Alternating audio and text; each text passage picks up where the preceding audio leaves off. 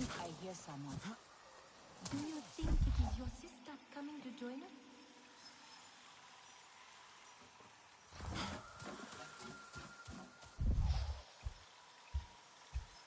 Hey, you busy?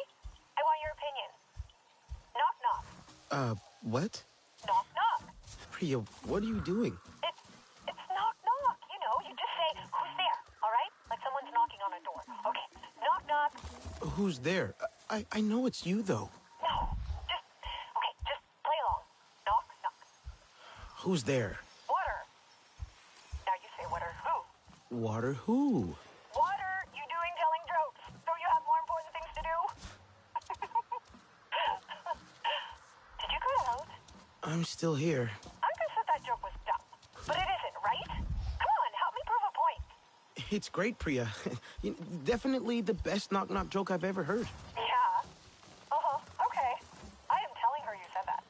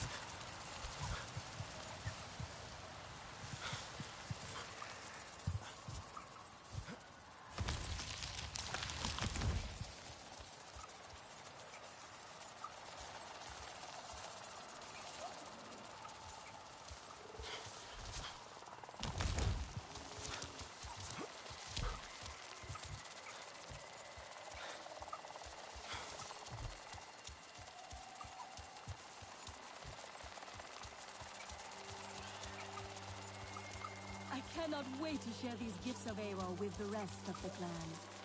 I hope it makes them happy. I know it will.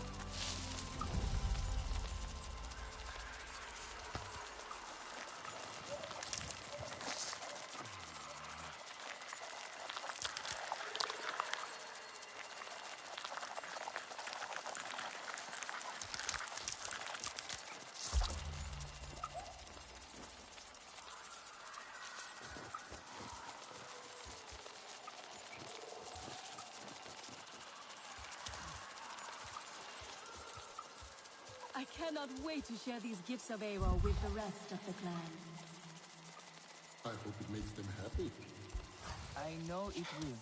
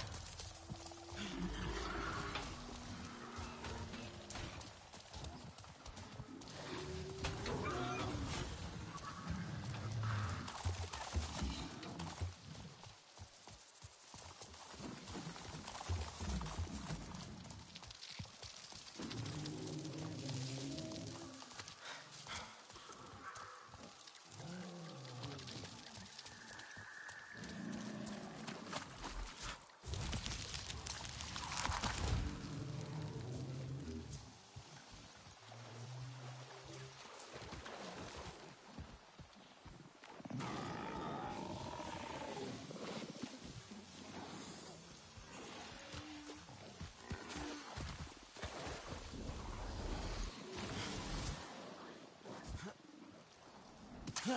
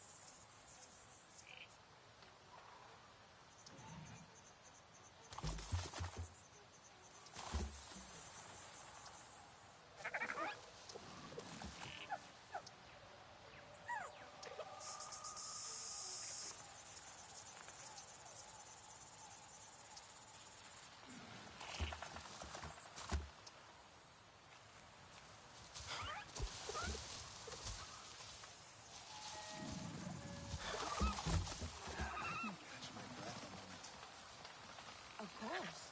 We can rest.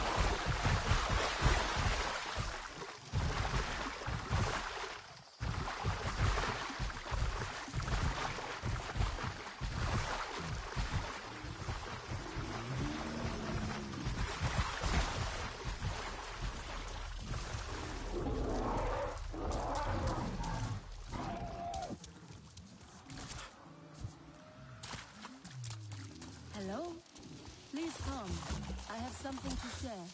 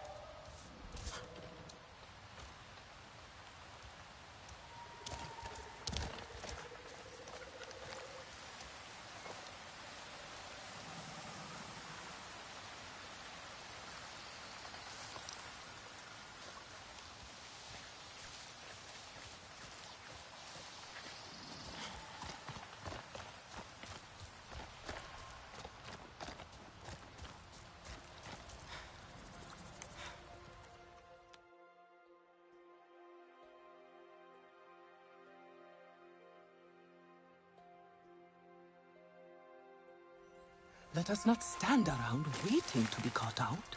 Through here? Is it safe? I am not sending you to your doom. Go on. Trust me, my young. That's what you said about the King Lore sting. Yeah. I use this with Zormi. May you find a bond as strong as ours.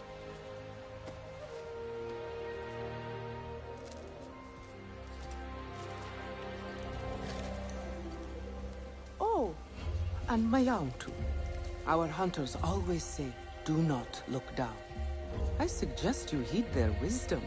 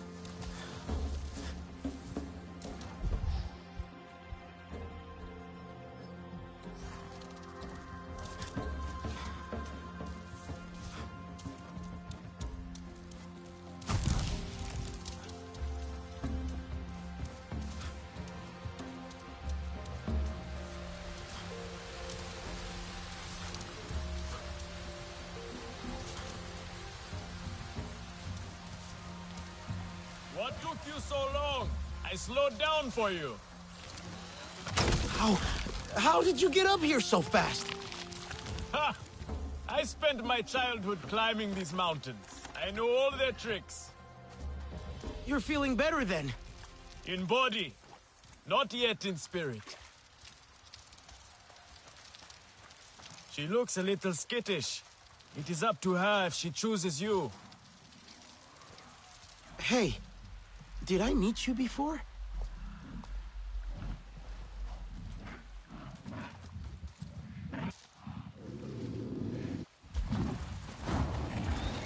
Do not worry. No self-respecting Ikran would accept the first attempt. Continue your climb. Show her you are worthy. I hope so.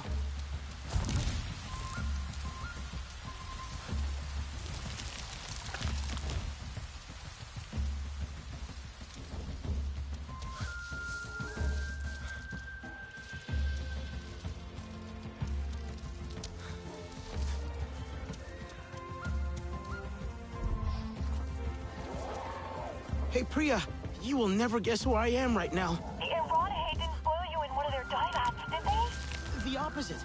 I'm climbing the Ikran Rookery to be chosen. At least, I hope I get chosen. Seriously? Right now? You're doing that right now? It's like crazy, right? Are you scared? You're not helping. You have to tell Noor. He'll love it. Hang on. Gotta get a footstool.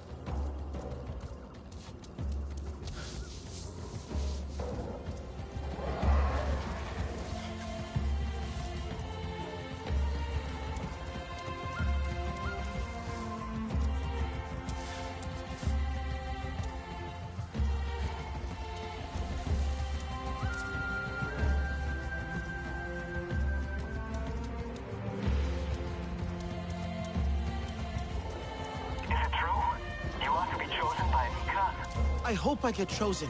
The bond is pure, untouched by humans. But we Sarentu are a little too human. Even now, I use a human instrument to speak with you. Well, it takes all weapons to win a war, right? That sounds like something Mercer would say. You'll do great. Don't fall, okay? Priya?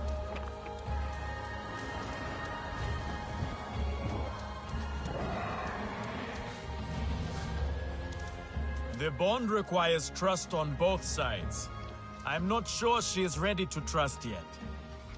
Remember, the choice belongs to the Ikran. Not to you.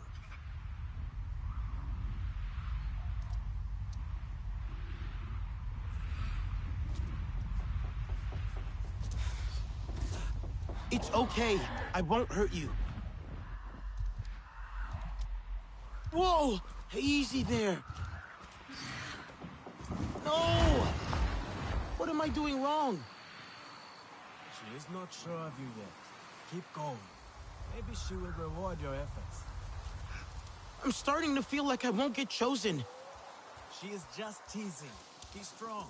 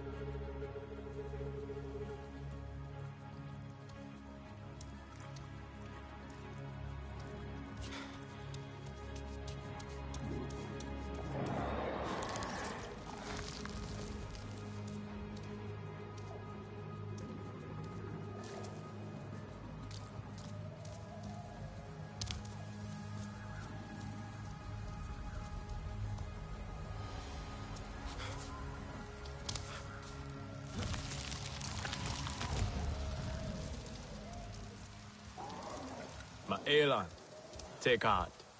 The bond is a precious thing to be cherished. A life linked forever with your own. I met Zome at this very spot. She reared up, snapped at me.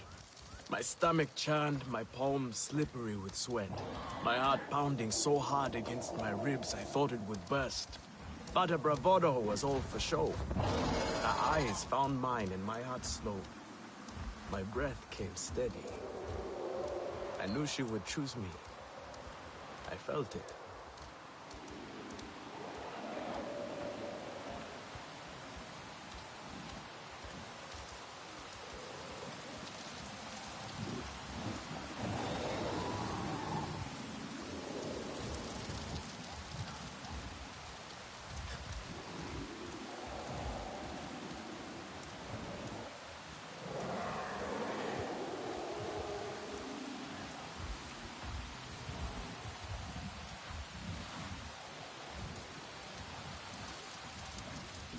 It's okay.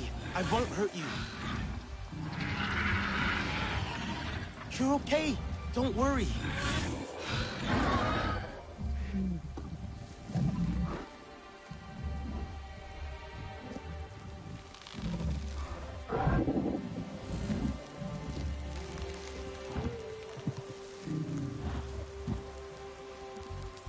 Now name her. She has made herself yours.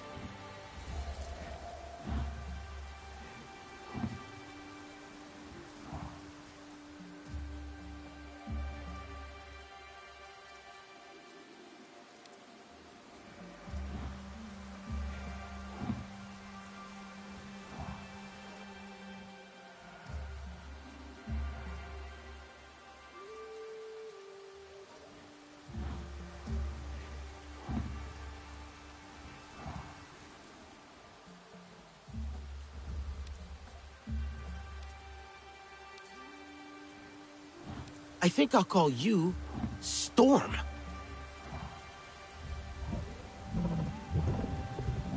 A new bond. It is wondrous to fly on thought alone, to touch the mind of another. Your hearts beating as one. You must secure the bond with a final act of trust. How do I... Roll for her! Roll for your Ikran! Fly high together and secure the bond!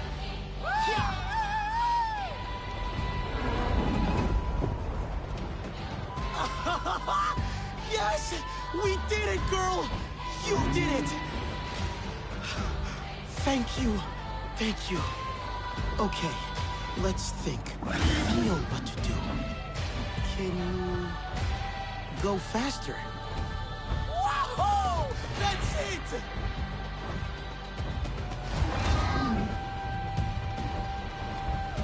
Let's dive! Whoa!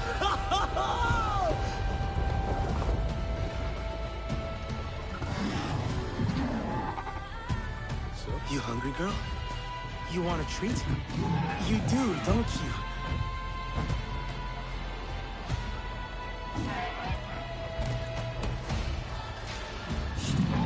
There you go. Good girl.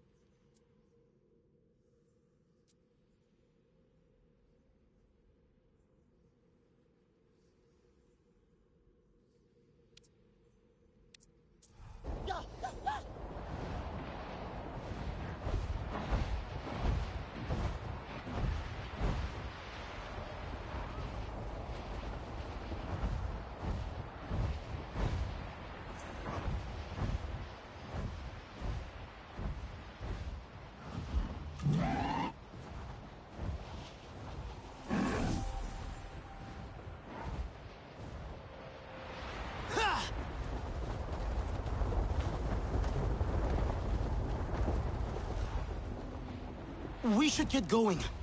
Hope the Aranahe hunters agreed to help us. I bet you've seen those nasty RDA balloons, haven't you, girl? I'm not so sure we can take them out alone. Come on, let's find Etua.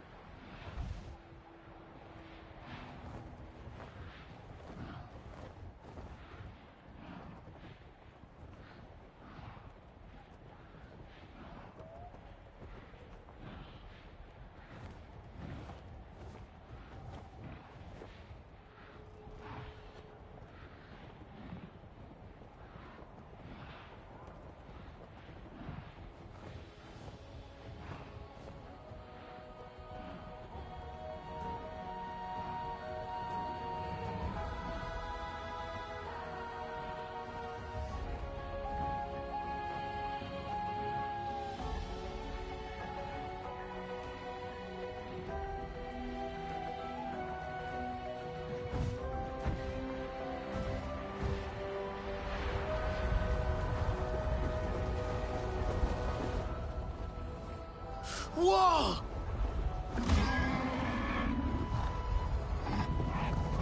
Look, they fixed the dive. I can come out of a dive now. Take care. Look. Status goal. Businesses became Scientology churches, and some auditors began masquerading as clerics. If they were detained while carrying out their duties, Hubbard instructed them to sue for millions of dollars for molesting, quote, a man of God going about his business. A few years later, he urged Scientologists, quote, if attacked on some vulnerable point by anyone, anything, or any organization, always discover or fabricate enough threat against them to make them sue for peace. Never, ever defend. Always, always attack. This philosophy seemed to work for Hubbard because in 1954, he won the rights of Dianetics back from Don Purcell, as well as a major victory in earning a tax exemption status from the IRS. From then on, Scientology became an extremely profitable business for Hubbard. His third wife gave birth to 3 more children, and with Hubbard making so much money, he purchased an 18th century mansion, the St. Hill Manor, which doubled as a Scientologist headquarters. Everything wasn't perfect. Hubbard's insane wealth was suspicious, enough that the IRS withdrew their tax exemption status from their Washington, D.C. headquarters in 1958. After monetary data concluded Hubbard was unreasonably profiting from supposed nonprofit income. Roughly 10 years later, the IRS did the same to Hubbard's California headquarters, stifling his income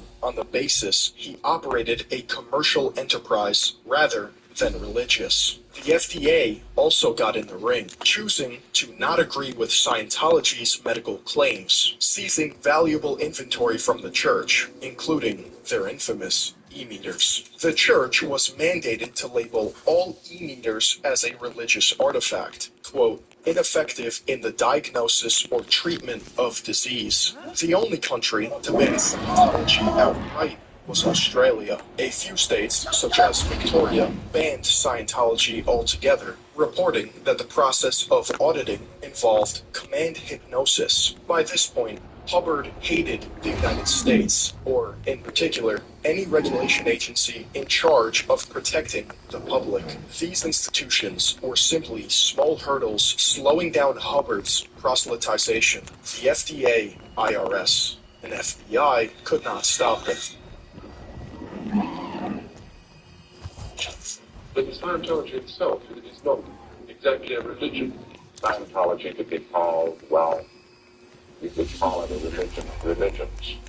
A global community began to grow that could not be ignored. At the turn of the decade, in 1960, Scientology had gained worldwide fame, leading to governments eyeing Scientology as a perceived threat. Hubbard was a radical thinker, believing U.S. agencies and foreign governments had infiltrated Scientology with spies, and so he developed measures to defend his creation. People or groups judged as fair game would be punished and harassed by any means possible. In a letter sent to all Scientologists, Hubbard explained that fair game individuals, quote, may be deprived of property or injured by any means by any Scientologist without any discipline of the Scientologists, may be tricked, sued, or lied to, or even destroyed. A security check involved an ethics officer who would question supposed spies or newcomers to the faith in order to deduce whether or not they were suppressive persons.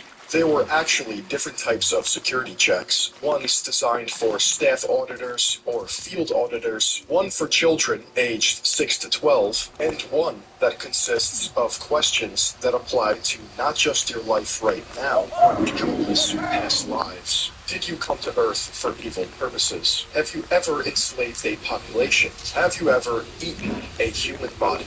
Have you ever made a planet or nation radioactive? If the security checks weren't enough protection from those who would do him harm, Hubbard left St. Hill Manor and moved aboard his own private fleet, the Enchanter, the Avon River, and the Royal Scotsman, which would all be renamed later after Hubbard's visit to the Mediterranean as the Diana, Athena, and Apollo. This private fleet would come to be manned by the Sea Org, Hubbard's personal fraternity founded in 1967, described by former Scientologists as a paramilitary group home to some of the most highly respected and devoted members of Scientology. Hubbard and the Sea Org left the United States on an 8-year voyage, sailing across the Atlantic and into the Mediterranean, stopping at several ports, including the Azores, Corfu, and Dakar. One of the only interviews of Hubbard came to exist from one of these trips. Hubbard was trying to find a safe haven for all Scientologists, but wasn't welcomed by foreign governments. During his time aboard at sea, he was able to master the craft of religion by developing Scientology's doctrines to encompass new and confidential courses. Hannah Whitfield, a former Sea Org member turned defector, explained her scenario as well as Hubbard's behavior in HBO's expose. I was really happy to go to the water. I was very guarded at the airport. He was a little terse, much terser than I knew him in his lectures at St. Hill, for example. He was to the point. He tried to be his usual sort of ebullient, communicative self, but it just wasn't the same. He was a lot quieter. All the while, the Sea Org and other members described conditions among Hubbard's fleet as horrendous. Miller, in The Barefaced Messiah, explains how, by 1970, Sea Org members stretched to encompass young girls dressed in salacious clothing, who ran errands for Hubbard and senior Scientologists. Though Hubbard chose to embrace a vacation lifestyle while captaining his ships, hardship and legal threats lurked not too far behind. In 1972, facing charges of fraud and customs violations by the French government, Hubbard abandoned the Sea Org and lived a life of seclusion in Queens, New York. He would return to his flagship a year later, but his health had deteriorated drastically and would only get worse, which were brought on by heart complications and a motorcycle accident. In 1975, following a riot on the island of Madeira, Hubbard and the Sea Org returned to the United States to establish a brand new headquarters for Scientology. Scientologists sought to forge their own utopia.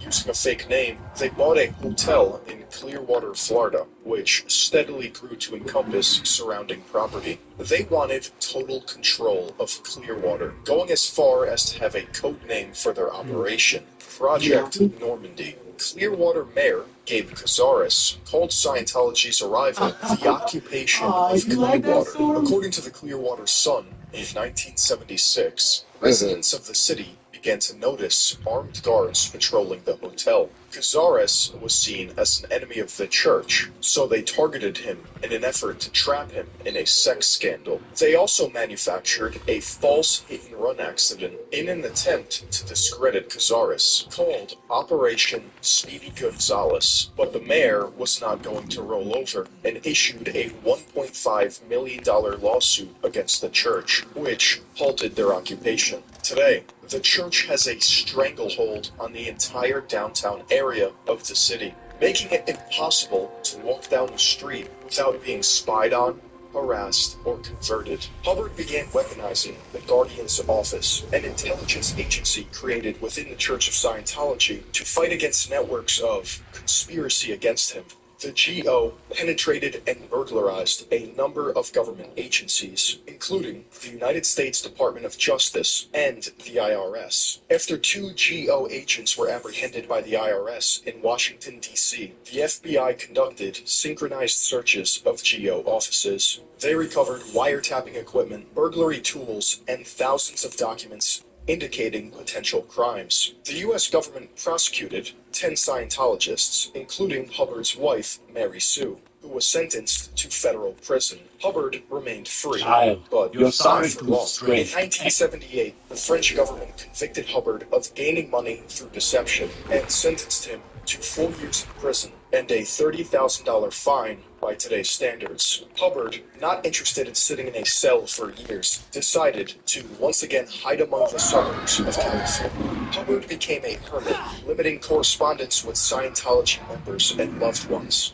living out the remaining of his days as a fugitive. Although he did find company, Pat and Annie Broker, two trusted messengers who helped Hubbard live on the move during the 1980s. Hiding in hotels and in his car, Hubbard found the time to take up an old hobby of writing science fiction. He wrote Battlefield Earth and Mission Earth, published respectively in 1982 and 1985. Meanwhile, Hubbard's absence left a power vacuum among Scientology, which the Sea Org took advantage of by seizing control and expelling veteran Scientologists. A young Scientologist messenger, whose name was inconsequential, would shift through the crowd, ultimately defeating all of his rivals to become the de facto head of Scientology, David Miscavige. David may have been the figurative new face of Scientology, but as long as Hubbard was alive, he was the true leader. He lived out his last years in a luxury motorhome in Creston, California,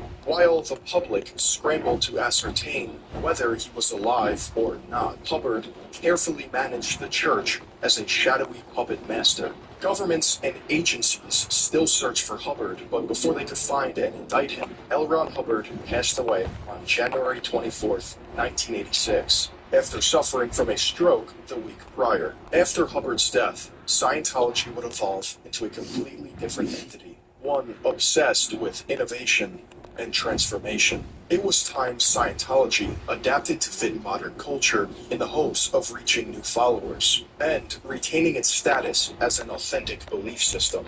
The church transitioned the eggs in their basket to full-time promotion of tools for life courses and the organization of global programs to help poverty-stricken communities. Narconon, Criminon, the Way to Happiness Foundation, the Volunteer Minister Program. They even have a specific institution to fight psychiatry, the Citizens Commission on Human Rights. Investigating and exposing psychiatry's inhumane and often lethal practices and defending the rights of its victims is the Citizens Commission on Human Rights.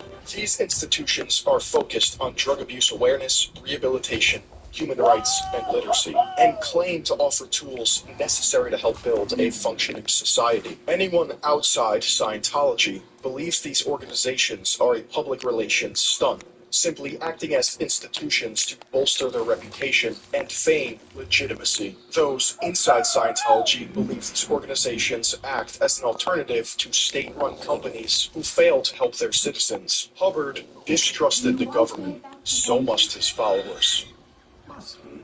I would rather say they believe in what he started and that they have a duty to finish it. But do they actually follow Hubbard's vision? Or have they grown into capitalist conglomerates disguising an old man's fantasy behind bureaucracy? Well, they have a specific policy in place to make sure Scientology is always on track. The policy is called KSW, or Keeping Scientology Working, which has come to be the most important policy in the church, serving as the cornerstone for any action that takes place within the church. The KSW 10 points are: number 1, having the correct technology, which Hubbard asserts has already been achieved. Number 2, knowing the technology, which he claims many within Scientology have also achieved. 3, knowing it is correct. Hubbard says this comes from application and observation. Number 4, teaching correctly the correct technology. Hubbard claims this is done worldwide throughout Scientology. Number 5, applying the technology, which Hubbard also says is already happening. Number 6, seeing that the technology is correctly applied. Hubbard states that instructors and supervisors do this already. Number 7, hammering out of existence incorrect technology is the first problem area, according to Hubbard, which he calls a weak point, only handled by a few. Number 8, knocking out incorrect applications, which Hubbard says is not worked on hard enough. Number 9, closing the door on any possibility of incorrect technology. Hubbard says that this is, quote, impeded by the reasonable attitude of the not quite right. And lastly, number 10, closing the door on incorrect application. Hubbard says this is, quote, seldom done with enough ferocity. To be honest, it's no wonder the church's foundations and beliefs are hidden behind paywalls, because no sane person would believe them. At the core of Scientology beliefs have Dianetics, and auditing, engrams, e-meters, and reactive minds. You also have thetans, Greek for thought or life, which in Scientology is an immortal spirit that has endless lives. Scientology is intended to rehabilitate each person's identity or thetan in order to recover their primitive abilities and become an operating thetan, commonly referred to as OT. To do so, you must overcome the 8 urges. The 8 urges, or dynamics in Scientology, which you can think of as similar to something like the 10 Commandments in Christianity. Number 1, the urge toward existence as oneself, self-preservation, and self-dynamic. Number 2, urge toward existence as a sexual activity, lust, sex dynamic. Number 3, urge toward existence in a group. Number 4, urge toward existence of mankind. Number 5, urge toward the existence of the animal kingdom. Number 6, urge toward existence as the physical universe. Number 7, urge toward existence as spirits. Number 8, urge toward existence as infinity, or the God dynamic. These urges make up life. Without them, you are not human. The church explains how, quote, the abilities and shortcomings of individuals can be understood by viewing their participation in the various dynamics. So, you don't want to follow your urges like you would the 10 Commandments. You want to control them.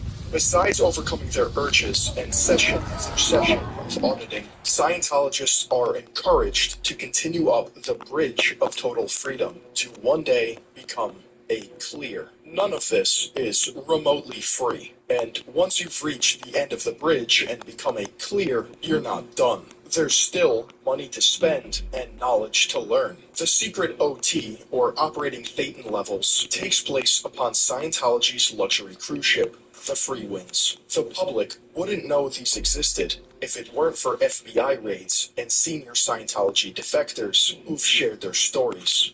These levels are considered a chance to obtain godhood, only if you succeed. OT1 involves solo auditing and could cost around $3,000. OT2 is more solo auditing, but this time you're looking for past incarnations. This level costs around $5,200. OT3 is known as the Wall of Fire, $9,000 to do pretty much the same shit as the last OT levels, except you begin to learn about Scientology's true beliefs, where we come from, and why we're here. OT4 is the OT drug rundown. OT5 includes audited New Era Dianetics for OTs, or NOTs. OT6 and 7 include solo NOTs auditing course, which are more courses designed to suck you dry of any money you have left, all the while selling you a bad science fiction story. The saga of Xenu the Tyrant, a leader of a galactic confederacy who ruled over 70 or so planets, which ironically had the same technology as Earth. Xenu's idea to solve the problem of overpopulation was to trick a massive portion of his population into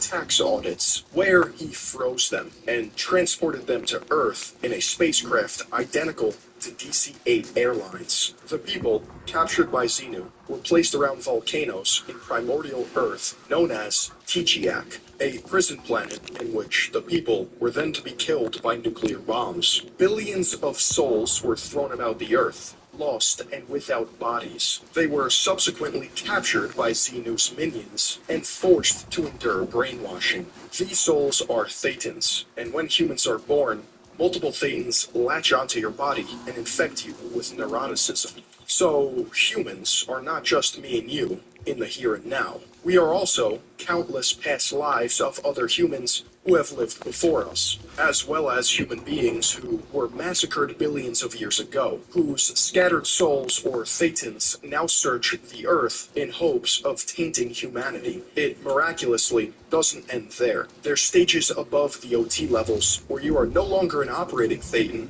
but a cleared theta clear, essentially a god. Hubbard described this divine point as, quote, a thetan who is completely rehabilitated and can do everything a thetan should do, such as move MEST and control others from a distance, or create his own universe. A person who is able to create his own universe, or living in the MEST universe, is able to create illusions perceivable by others at will, to handle MEST universe objects without mechanical means, and to have and feel no need of bodies or even the MEST universe to keep himself and his friends interested in existence. Holy For many Scientologists, when they heard this, it had them questioning their entire existence. Their religion was based around a space opera. Furthermore, the screenplay Revolt in the Stars, written in 1977 by L. Ron Hubbard, depicts this very story.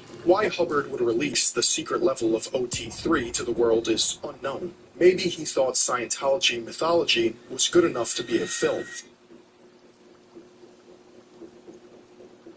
Speaking of film, a ton of celebrities and actors have come to call Scientology home, a belief that has strengthened their lives to this day. Kirstie Alley, Elizabeth Moss, Giovanni Ribisi, Danny and Chris Masterson, Michael Pena, and John Travolta, who claims Dianetics and auditing taught him to be a better actor. He also chose to star in Battlefield Earth, based on Hubbard's work, which is a horrendous excuse for a sci-fi movie, but you can be the judge of that.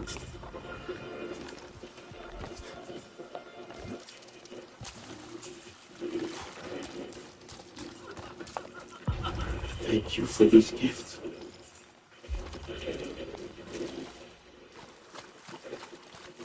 Another land tuning ring.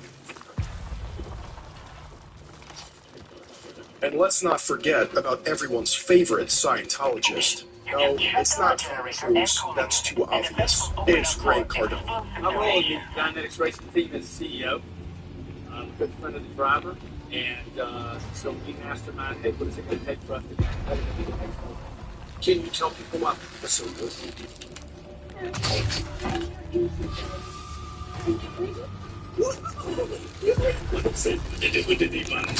You're just making stuff up.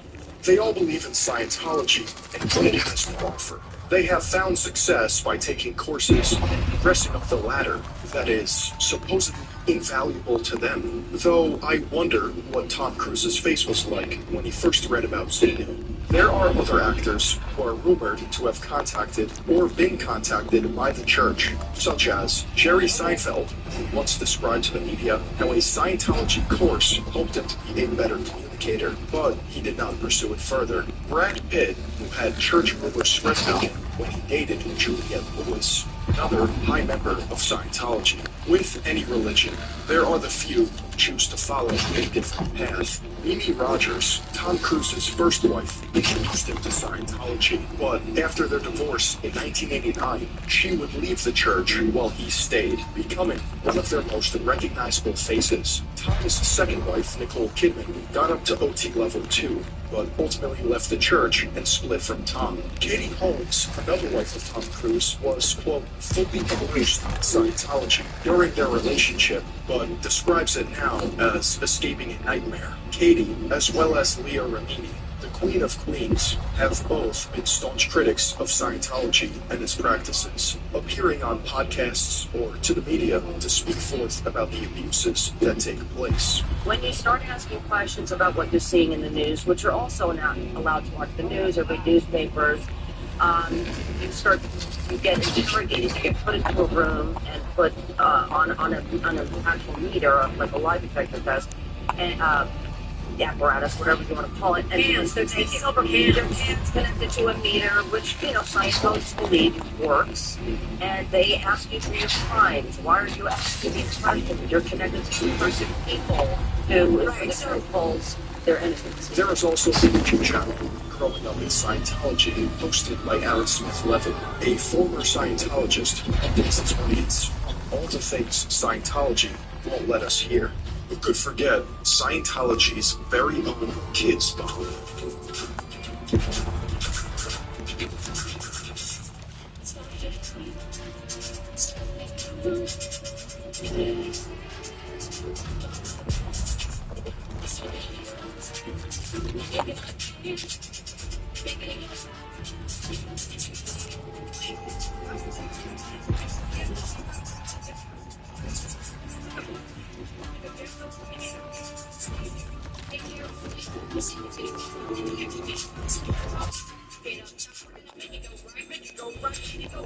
Scientologists take their music very seriously.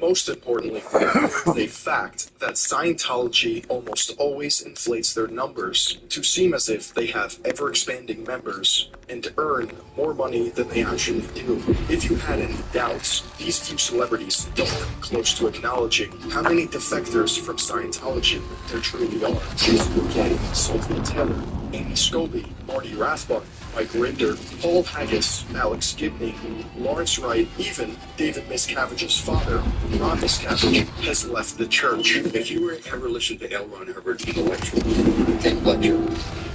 he was so charismatic. He'd sit there and he'd make God's got to be telling the truth. And that wasn't the case. Very accomplished, very smart people have been involved in Scientology for years and years and years. When does the penny drop that this is wacko? Sometimes never. Sometimes never. But look, realize this. As a Scientologist, you are encouraged to come and study Scientology for 2.5 hours a day, 5 days a week. Now, let's say you've been in Scientology for 3 years. That's a hell of a lot of indoctrination. That's not just a couple times you're going and reading the book. I can tell you it's one of the more insidious traps that you can get into.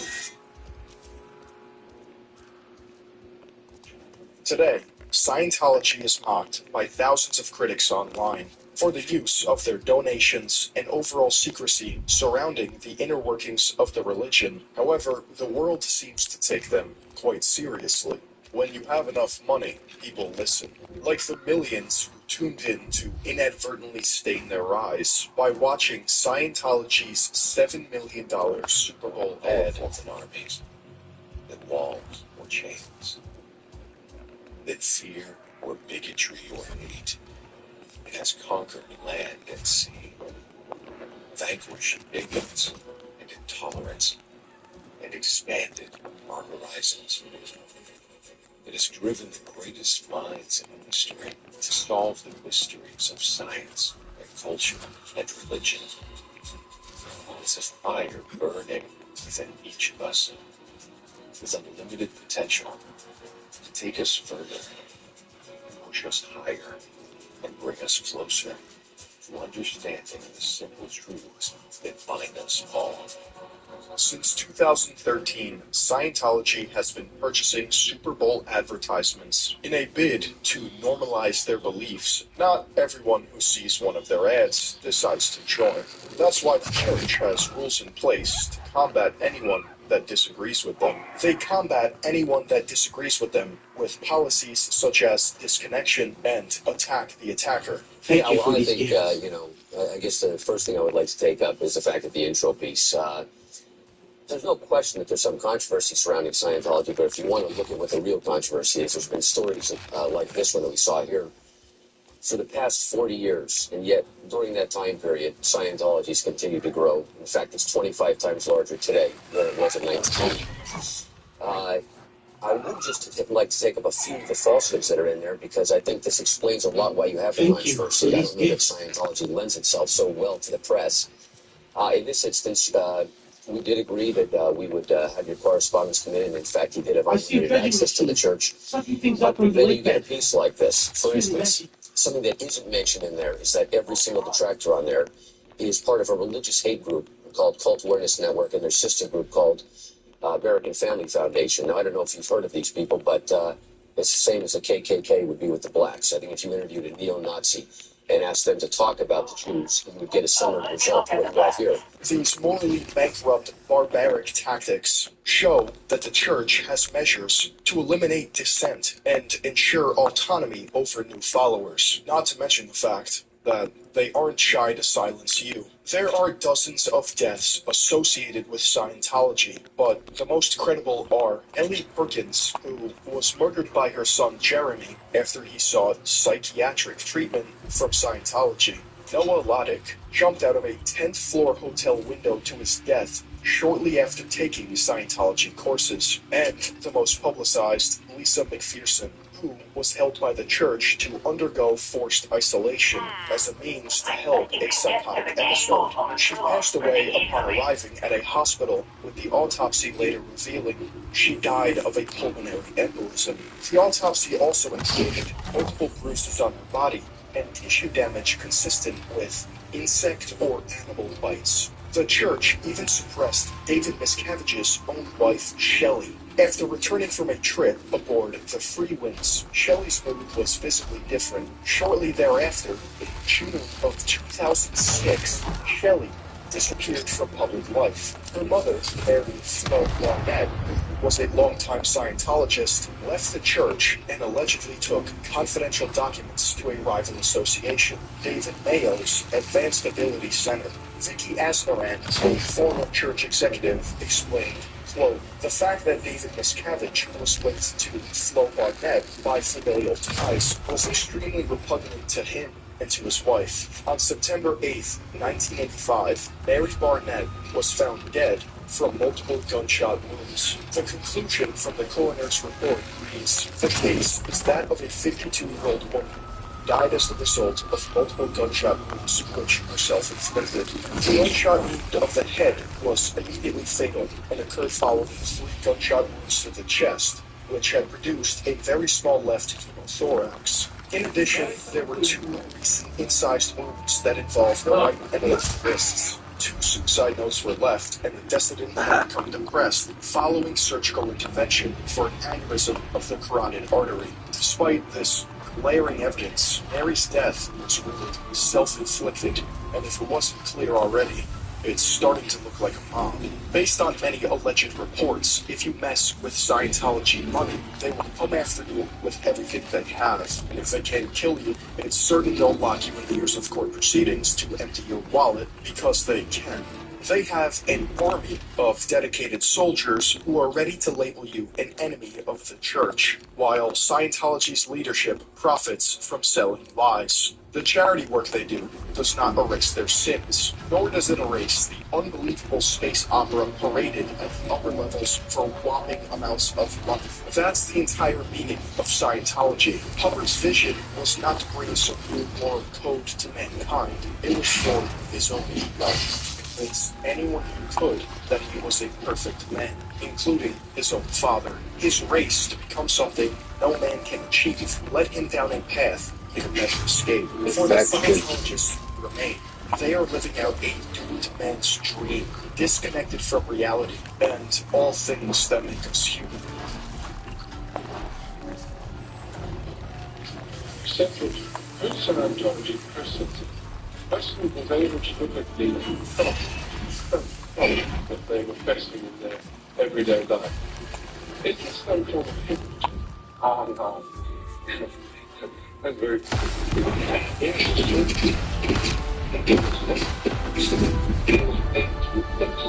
certain things, you see, and the process that you normally know. Oh, thank you. Is hypnotizing. Oh. Check you out. Thank you. Hey, Bubby, what are we doing for dinner? You had pizza around dinner time. I'm still hungry. I was thinking on those breakfast things. You want like a hot pocket? What about those toaster things too? You want the toaster things? Yeah, and the hot pocket. As a Catholic, I'm pretty I hungry. wouldn't really describe myself as religious. Whatever you want to throw in there that looks like a big meal. That sounds good. That sounds good. That was until I stumbled across an infamous interview. How are you, sir? We'd just like to ask you about why you don't want to fly commercial. You've got this journalist that is confronting this guy called Kenneth Copeland. You said that you don't like to fly commercial because you don't want to get into a tube with a bunch of demons. Do you really believe that human beings are demons? I do not. And don't you ever say I did. You didn't what? What you do? We flesh or not? The flesh and blood. But transcendental. Conklin is being confronted about his purchase of a Gulfstream jet, and it turns out that that jet is just one of a fleet of jets that he owns, along with a boathouse, a mansion, and his very own airport. This is a preacher that is supposedly worth hundreds of millions of dollars, with an enormous following, and you're telling me that he is just one of many. This entire thing is a rabbit hole. Pastor, what is now the largest church in America, weekly sermon watched by more than 10 million viewers on television. The author releases. You recently had any money? I'm assuming that